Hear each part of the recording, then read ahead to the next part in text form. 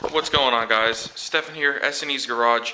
In our last video with our Kawasaki 15F, the 2013, not the 14, you'll see we got the engine in, we got everything that needs to be in for the engine to run in, and we got the jet pump in. So the next thing we're going to do is we're going to go ahead and pull the fuel sender, check the tank, make sure there's no fuel in it. The gauge reads empty, so I don't know what's in it. But in order to get to the sender, we're going to go ahead and remove this glove box here. It's just a series of Phillips head screws, so we're going to go ahead and unscrew it. Alright guys, with the glove box here removed, you'll see there was just, like I said, a bunch of screws. We can see the sender here. So we are going to loosen those clamps that you see there on the sender. And we're going to go ahead and unplug that connector there. Right here, this guy. Looks like it's a 2-wire connector, so we're going to unplug that. And we're going to pull the sender out. Alright guys, so we got our sender out. All we had to do is remove this hose here. This was already disconnected. That's what connects to the fuel rail. I never connected it. And then there was a hose clamp here and a hose clamp here. And then we just went ahead and pulled the whole thing up. And it actually looks to be in relatively good condition, minus the rust at the bottom. So there was likely at some point some sort of moisture in that fuel tank. So let's go and take a peek down in the tank and see what's in it. And there is some very, very dark varnished fuel in there, so we're gonna have to pump that out. So I'm actually really glad I did this, because I did not want to pour or run this engine on old dirty gas. That was a no-go for me. So let's set up our pump here and pump this out. Alright guys, so we opted to just set up a siphon here. I figured I'm in a garage right now, and if I use an electric pump and it somehow causes a spark, I'm not trying to start a fire and burn my house down. So we have this siphoning out. You'll see we just have a hose all the way down in the fuel tank. We're going to keep that hose down there, let this finish draining, and then I'm going to pour this into a container and put it out in the backyard. We have a fire pit, and we use old gas to start fires and stuff, so that's what this is going to be used for. It's not going to get like dumped on the ground or you know, it's going to be disposed of. So that's where we're at. So we may have made a slight miscalculation on how much fuel was left in this thing, because there is a lot, and it is terrible. So I am so glad that we're doing this. Hopefully I don't fill this bucket up. If you look at the tank, you'll see it down here. We're at the very bottom. You can kind of see where the level is. So I'm hoping we're almost done. And then I'm going to try to get my arm down in there and clean the rest of that out. You'll see there's some sediment and gunk down at the bottom of the tank that I want to try to clean up. But this is a good step in the right direction. Alright guys, so we went ahead, pumped this whole tank out. You'll see we got probably about a bucket and a half here, so there's probably a good 6 or 7 gallons left in this tank. Or was left in the tank. And then we went down into the tank with our arm in a paper towel, and we wiped away a bunch of rust and debris that was in the bottom of the tank. So now if you look in the bottom of the tank, it is relatively clean. So now what we're going to do is we're going to look at this fuel pump connector here, and you'll see it's a 4-pin connector, but it only uses 2 pins. So we're going to go over to the pump. And someone actually did a really shitty wiring repair on here. But we're going to go over to the pump, and we're going to put power to these 2 pins. So if you're looking at the male side of the connector, it's going to be the 2 pins on our left. And we're going to put power to them, and we're going to see if the pump turns on. And if the pump turns on, that tells me the pump should be good. And we're going to drop it back in and run to the gas station and get some fuel. Alright guys, so the first thing we're going to do here is test our resistance across the windings of this pump. You'll see here, we touch these together, it beeps, that means we have continuity. So like I said, it should be these 2 pins here. And you'll see we have, let's let it settle down. We have about an ohm of resistance across those windings, so that tells me that the windings in the fuel pump are good and they are making contact. So now we are going to take our test leads here. All right, we're going to connect one end to our jump box, and we're going to connect the other end to those two pins. And this pump should turn on if it is an operational pump. Now, polarity ain't going to matter too much here because with a motor, all you're going to do is spin the motor backwards. So we just want to see if the thing turns on.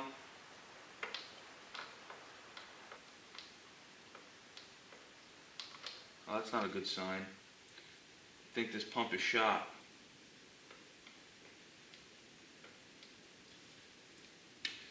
Yep. I think we're going to need a fuel pump here, fellas. This thing is stuck. It's just clicking.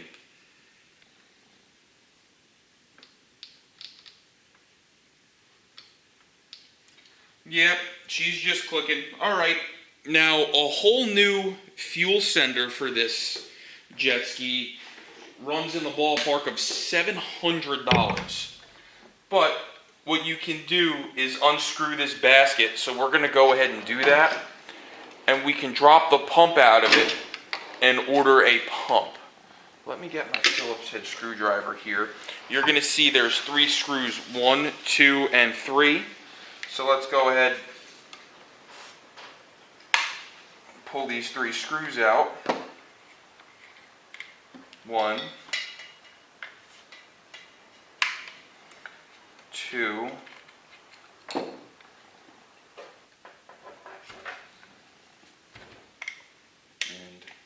3.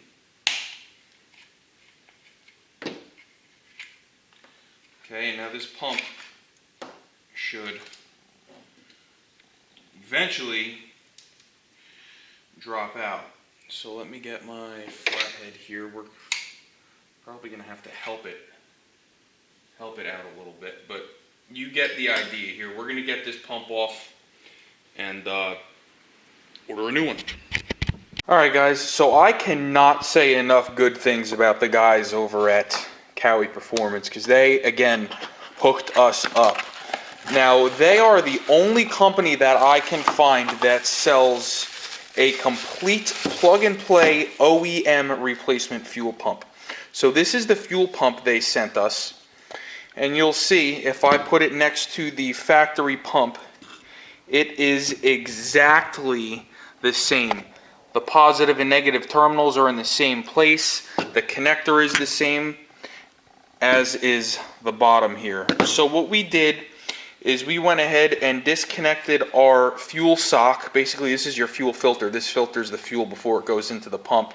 We took it off of this old pump and then we cleaned it in a parts washer. So what I'm going to do is I'm going to put you on my tripod and we are going to reassemble this fuel pump.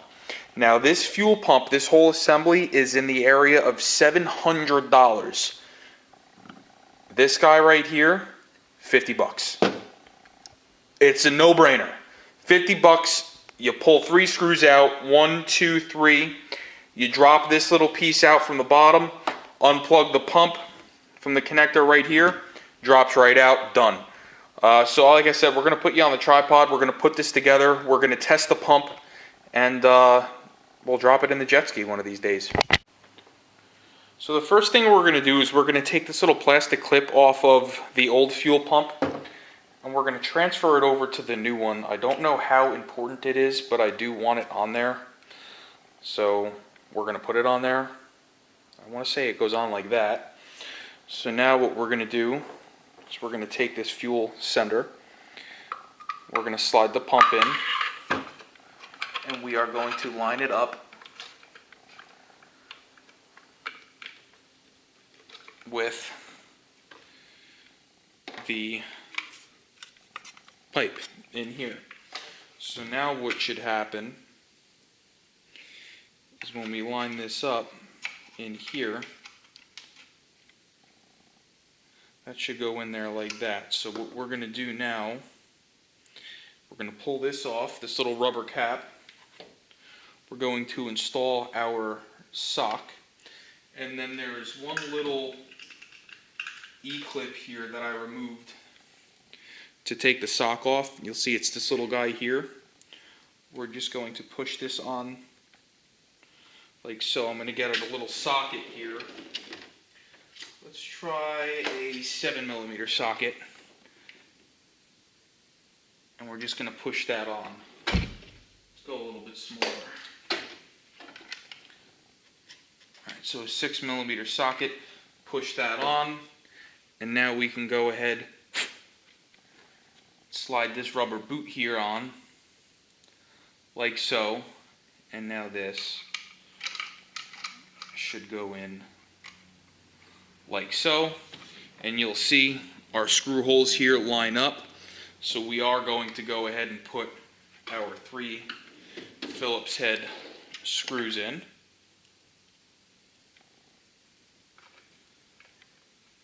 One.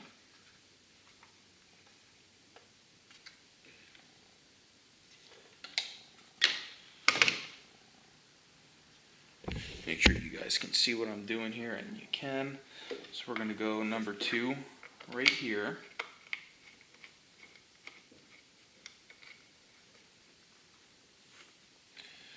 And number 3 is going to go on the top here. Clean that a little bit.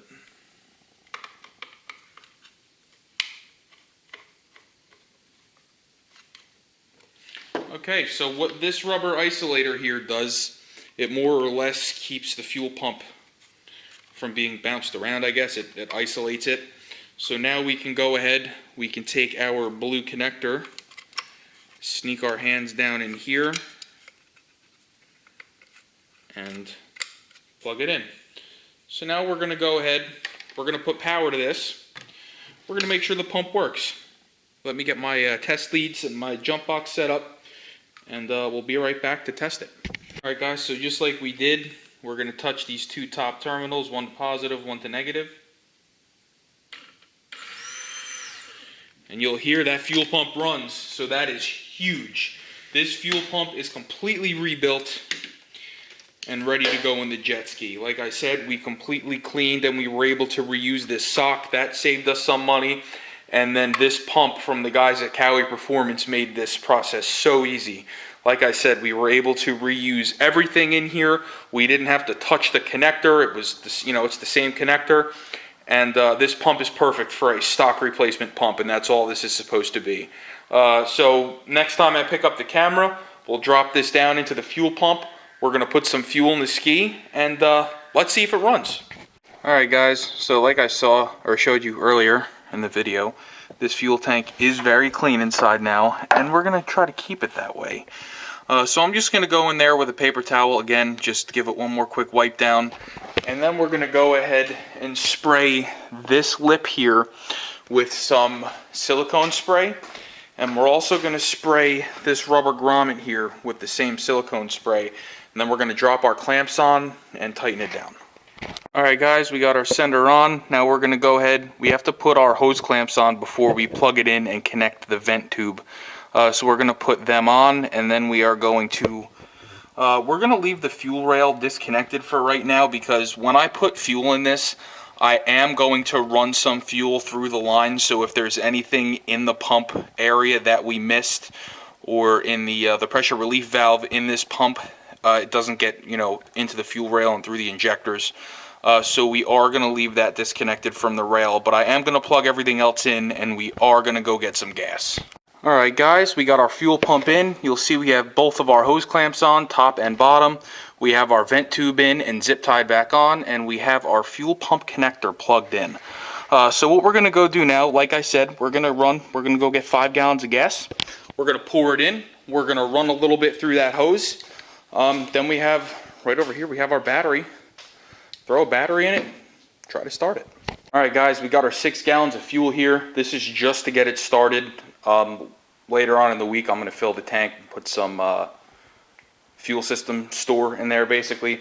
But before I go ahead and put fuel in this, we're going to go ahead and connect that battery. I don't want to be making any sparks or anything like that with the hull filled with fuel vapors. So let's get the seats off. Let's connect our battery. It's real easy, just 2 bolts and a little rubber strap, and then let's see what happens. All right, guys, the battery's in. Let's see if we have crankage real quick.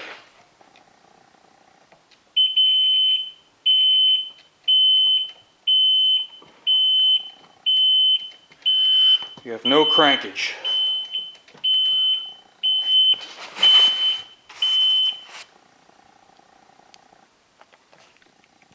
Oh yeah, duh, I know why we don't have crankage. We need the wristband. Let me grab, you know what, here's this one here. Man, that made me nervous. Alright, let's see what we got here.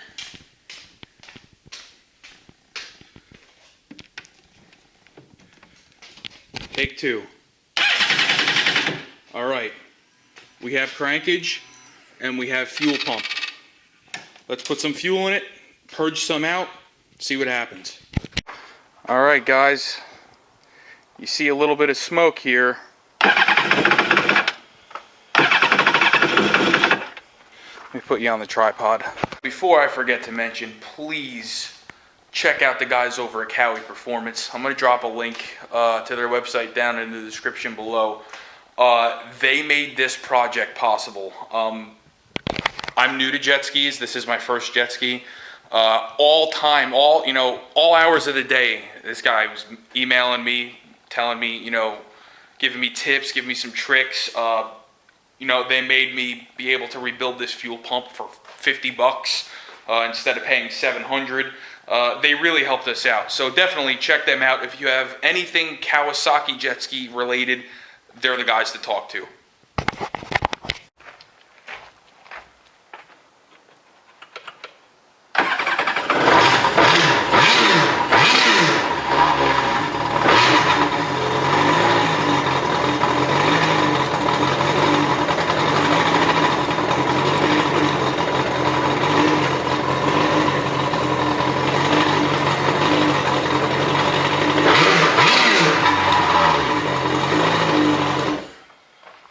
She runs.